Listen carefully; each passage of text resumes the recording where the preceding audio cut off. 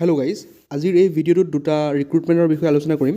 প্ৰথমটো হৈছে CSIR, যোনটো আপোনালোকৰ north east institute of science and technology, যোৰহাটত অৱস্থিত, তাৰ বিষয়ে। আৰু এটা আছে আপোনালোকৰ যোনটো PWD, বিভিন্ন পোষ্ট আহিছে তাৰ বিষয়ে আমি আলোচনা কৰিম। গতিকে ভিডিঅ'টো শেষলৈকে চাই থাকিব। যদিহে চেনেলটো নতুনকৈ আহিছে, চেনেলটো ছাবস্ক্ৰাইব কৰি দিব। আৰু আপোনালোকে যদি গভৰ্ণমেণ্ট এক্সামৰ কাৰণে প্ৰিপেৰেশ্যন কৰি আছে, আছাম গভৰ্ণমেণ্টৰ যিকোনো এক্সামৰ কাৰণে, তেনেহ'লে মোৰ ভিউ প্ৰডাক্ট আৰু ডেছক্ৰিপশ্যন বক্স চেক কৰিব। তাত আপোনালোকৰ ইম্পৰ্টেণ্ট বুকছৰ লিংক পাই যাব, তাৰ পৰা আপোনালোকে ক্লিক কৰি অৰ্ডাৰ কৰিব পাৰিব আৰু আপোনালোকৰ এক্সামৰ কাৰণে প্ৰিপেৰেশ্যন কৰিব পাৰিব। ডিছকাউণ্টেড প্ৰাইজত সেই বুকবোৰ তাত লিষ্ট কৰা হৈ আছে, তাৰ পৰা ক্লিক কৰিলে আপোনালোকে চাব পাৰিব। এতিয়া আহোঁ আমাৰ যোনটো CSIR, যোনটো north east institute of science and technology আছে, তাৰ কি পোষ্ট আহিছে দেখা পাইছে যে CSIR north east institute of science and technology Jorhat has released an employment notification of the recruitment of 10 multitasking staff, অৰ্থাৎ MTS and driver non technical post. যোৰহাটত এই পোষ্টকেইটা মুকলি হৈছে। দেখা পাইছে আপোনালোকক কি এডুকেশ্যন কোৱালিফিকেশ্যন লাগে, ইয়াত আপোনালোকৰ সকলোবোৰ মেনশ্যন আছে, কেনেকৈ এপ্লাই কৰিব। ফাৰ্ষ্ট দেখা পাইছে যোনটো MTS হয়, এইটো আপোনালোকৰ টোটেল 9টা পোষ্ট আছে। কেটেগৰী ৱাইজ যোনটো ভাগ কৰি দিয়া আছে যে আনৰিজাৰ্ভৰ কাৰণে 4টা, EWSৰ কাৰণে এটা, OBC NCLৰ কাৰণে 2টা আৰু SC কাৰণে এটা আৰু ST কাৰণে এটা। টোটেল আপোনালোকৰ 9টা পোষ্ট আছে MTSৰ কাৰণে, আৰু এটা পোষ্ট আছে আপোনালোকৰ ড্ৰাইভাৰৰ কাৰণে। ইয়াত আপোনালোকৰ আপাৰ এজ লিমিট দিয়া আছে, must be maximum age of 25 years. তাৰপিছত আপোনালোকৰ পে লেভেল মেট্ৰিক্সটো দিয়া আছে 1, দেখা পাইছে পে মেট্ৰিক্স 1 বুলি দিয়া আছে। ইয়াত আপোনালোকৰ চেলাৰিটো ভালেই হ'ব, ইয়াত কোনো স্পেচিফিকলি মেনশ্যন কৰা নাই কিমান দিব, কিন্তু ইয়াত আপোনালোকৰ চেলাৰিটো 4th গ্ৰেড পোষ্টৰ নিচিনাই হ'ব। যেনেকৈ আপোনালোকৰ আছাম গভৰ্ণমেণ্টৰ 4th গ্ৰেড পোষ্টৰ চেলাৰি ষ্টাৰ্ট হয়, তেনেকুৱাৰ পৰা আপোনালোকৰ এই পোষ্টৰ কাৰণে চেলাৰি ষ্টাৰ্ট হ'ব। তাৰপিছত আপোনালোকৰ এছেঞ্চিয়েল কোৱালিফিকেশ্যনত দিয়া আছে যে candidate must be matriculation or equivalent exam pass. আপোনালোকে মেট্ৰিক পাছ হ'ব লাগিব, বা আপোনালোকে যদি HS পাছ কৰিছে তেতিয়াও আপোনালোকে এই পোষ্টটোত এপ্লাই কৰিব পাৰিব। ডিজাইৰেবল এডুকেশ্যন কোৱালিফিকেশ্যন দেখা আছে যে it is desirable to be intermediate 12 পাছ। গতিকে আপোনালোকে মেট্ৰিক পাছ হ'লেও হ'ব, কিন্তু তেওঁলোকে বিচাৰিছে যে 12 পাছ হোৱাটো। যদিহে আপোনালোকে 12 পাছ কৰিছে তেনেহ'লে বহুত ভাল কথা, আপোনালোকৰ 12 পাছ কৰিলে আপোনালোকৰ চিলেকশ্যন হোৱাৰ চান্সটো বেছি থাকিব। ছেকেণ্ড পোষ্টটো দেখিছে যে ড্ৰাইভাৰ পোষ্ট আছে নন টেকনিকেল। ইয়াত আপোনালোকৰ এটা পোষ্ট আছে, ইয়াত আপাৰ এজ লিমিট দিয়া আছে 27 ইয়াৰ্ছ। পে মেট্ৰিক্স লেভেল 2, ইয়াত আপোনালোকৰ ছেম যোনটো আপোনালোকৰ 4th গ্ৰেড লেভেলৰ চেলাৰি হয় সেইটোৱে পাব। এছেঞ্চিয়েল কোৱালিফিকেশ্যন দেখা পাইছে candidate must be matriculation or equivalent exam pass. গতিকে আপোনালোকৰ মেট্ৰিক পাছ হ'ব লাগিব বা 12 পাছ হ'ব লাগিব, যোনটো ওপৰৰ এডুকেশ্যন কোৱালিফিকেশ্যন আছিলে। যিহেতু এইটো ড্ৰাইভাৰ পোষ্ট হয়, ইয়াত আপোনালোকৰ প্ৰফেচনেল কোৱালিফিকেশ্যনো লাগিব। দেখা পাইছে ফাৰ্ষ্ট ওৱান দিয়া আছে যে position of valid driving licence LMV and HMV motor vehicle আছে, আৰু হেভি মটৰ ভেহিকেল আপোনালোকৰ লাইচেঞ্চ থাকিব লাগিব।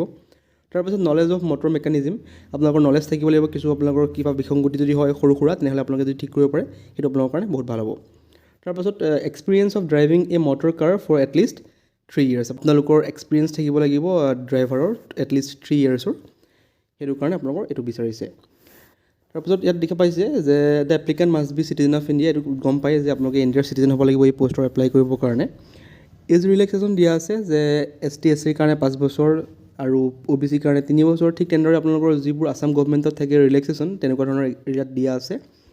এপ্লিকেশ্যন ফিজ দিয়া আছে যে কেটেগৰী ৱাইজ ক'ত কিমান ফিজ দিব লাগিব। আপোনালোকে যদি জেনেৰেল কেটেগৰী হয় বা OBC EWS হয়, তেনেহ'লে আপোনালোকৰ 500 দিব লাগিব। যদিহে আপোনালোকে ST SC আৰু PWD হয়, তেন্তে আপোনালোকৰ কোনো ফিজ দিব নালাগে, আৰু ওমেন হ'লে দিব নালাগে, আৰু ESM হ'লে দিব নালাগে। আৰু যদিহে আপোনালোকে CSIR এমপ্লয় হয়, তেনেহ'লে আপোনালোকৰ কোনো ধৰণৰ ফিজ দিব নালাগে।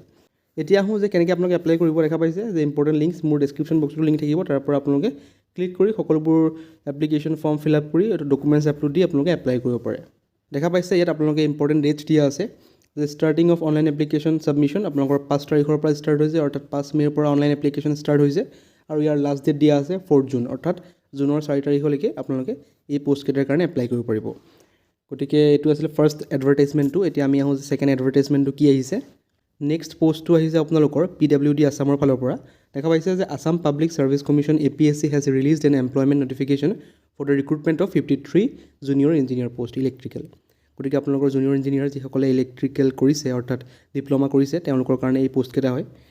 দেখা পাইছে ইয়াত আপোনালোকৰ candidate with 3 year diploma in electrical engineering can apply. গতিকে যদিহে আপোনালোকৰ 3 বছৰৰ ডিপ্ল'মা আছে ইলেক্ট্ৰিকেল ইঞ্জিনিয়াৰিঙত, তেনেহ'লে আপোনালোকে এই পোষ্টকেইটাত এপ্লাই কৰিব পাৰিব। নেম দ্য পোষ্ট মই কৈছোঁৱেই, junior engineer electrical. Number of কিমান পোষ্ট আছে, 53টা পোষ্ট আছে। কেটেগৰী ৱাইজ ভাগ কৰা আছে যে আনৰিজাৰ্ভৰ কাৰণে কিমান আছে, OBC কাৰণে MOBC কাৰণে কিমান আছে চাই ল'ব পাৰে। আনৰিজাৰ্ভৰ কাৰণে 25, OBC MOBC কাৰণে 147, তেনেদৰে সকলোবোৰ কেটেগৰীৰ কাৰণে ভাগ কৰি দিয়া আছে। দেখা পাইছে ডিপাৰ্টমেণ্টটো ক'লোৱেই যে পাব্লিক ৱৰ্কছ আপোনালোকৰ ডিপাৰ্টমেণ্ট যোনটো হয় PWD।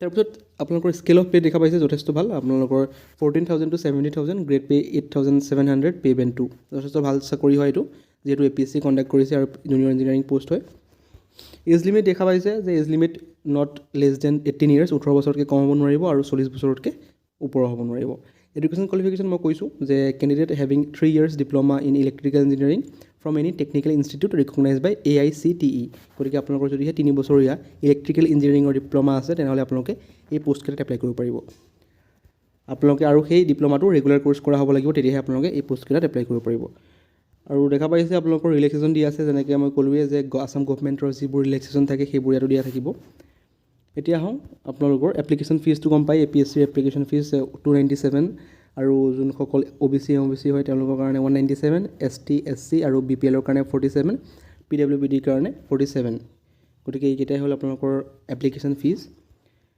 কেনেকৈ এপ্লাই কৰিব APSC যোনটো অফিচিয়েল ৱেবছাইট আছে তাত যাব লাগিব তাত গৈ পেলাই আপোনালোকে এডভাৰটাইজমেণ্টত ক্লিক কৰিব লাগিব এপ্লাই নাও ছেকশ্যনত গৈ পেলাই আপোনালোকে এপ্লাই কৰিব পাৰিব আৰু ইম্পৰ্টেণ্ট ডকুমেণ্টছ নিজৰ পাৰ্চনেল ইনফৰমেশ্যন এডুকেশ্যন ডিটেইলছ দি পেলাই আপোনালোকে এই পোষ্টবোৰত এপ্লাই কৰিব পাৰিব আৰু ইম্পৰ্টেণ্ট ডেটছ হৈছে আপোনালোকৰ অনলাইন এপ্লিকেশ্যন ষ্টাৰ্ট হৈছে 11 মে'ৰ পৰা আৰু এইটো চলিব 10 জুনলৈকে গতিকে যথেষ্ট সময় আছে হাতত যদিহে আপোনালোকে ডিপ্ল'মা কৰিছে 3 বছৰীয়া ইলেক্ট্ৰিকেল ইঞ্জিনিয়াৰিঙত তেনেহ'লে আপোনালোকে এপ্লাই কৰিব পাৰে এটি আছিল ভিডিঅ' যদি এই ভিডিঅ'টো ভাল পালে চেনেলটো ছাবস্ক্ৰাইব কৰি দিব আৰু যদিহে আপোনালোকে আসাম গভৰ্ণমেণ্টৰ কিবা এক্সামৰ কাৰণে প্ৰস্তুতি চলাই আছে মোৰ ডেছক্ৰিপশ্যন বক্স আৰু ৰিভিউ প্ৰডাক্ট চেক কৰিলে সকলোবোৰ ইম্পৰ্টেণ্ট বুকছৰ লিংক পাব তাৰ পৰা ক্লিক কৰি আপোনালোকে অৰ্ডাৰ কৰিব পাৰে থেংক ইউ